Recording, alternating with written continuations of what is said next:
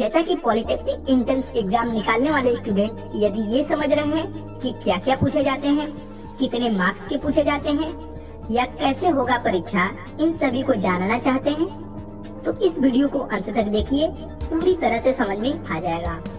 साथ ही आगे आपको बताया गया है कि पॉलिटेक्निक एंट्रेंस एग्जाम कहाँ से करें या कैसे हम पढ़ें या कहाँ से तैयारी करें, तो इन सभी के बारे में भी आगे आपको बताया गया है।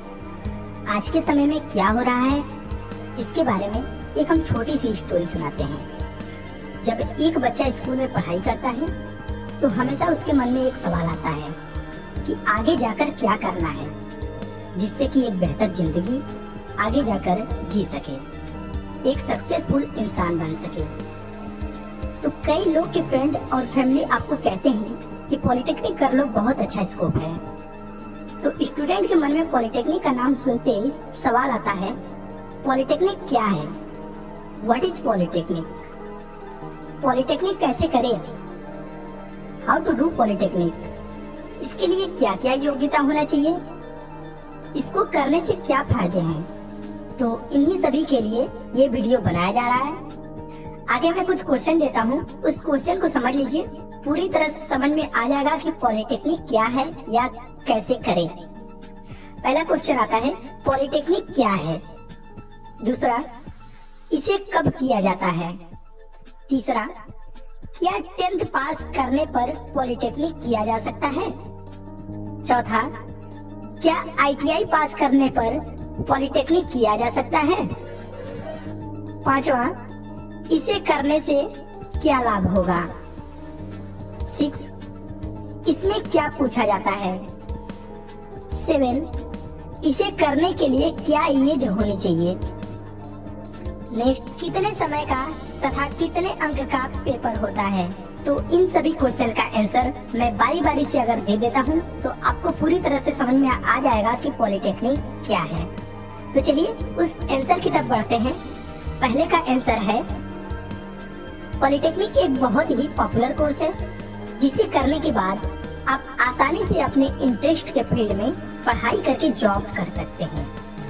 लेकिन इस कोर्स में एडमिशन लेना इतना आसान नहीं है, इसके लिए कुछ योग्यता होनी चाहिए, तभी आप पॉलिटेक्निक में एडमिशन ले सकते हैं। इसे क्लास 10th और 12th पास आउट करने वाले स्टूडेंट कर सकते हैं। पॉलिटेक्निक में एडमिशन लेने के लिए कम से कम आपके 35% मार्क्स होने चाहिए। साइंस, मैथ और इंग्लिश सब्जेक्ट में ये 3 सब्जेक्ट मेन है। नेक्स्ट क्वेश्चन है, 10th पास करने वाले स्टूडेंट पॉलिटेक्निक कर सकते हैं? हाँ, पॉलिटेक्निक कर सकते हैं। उसके लिए उनके मार्क्स में 35% मार्क्स होने चाहिए, साथ ही मैथ, इंग्लिश और साइंस होना बहुत ही जरूरी है, तब वो पॉलिटेक्निक कर सकते हैं। नेक्स्ट क्वेश्चन है, क्या ITI पास करने के बाद पॉलिटेक्निक किया जा सकता है? हाँ, पॉलिटेक्निक किया जा सकता है।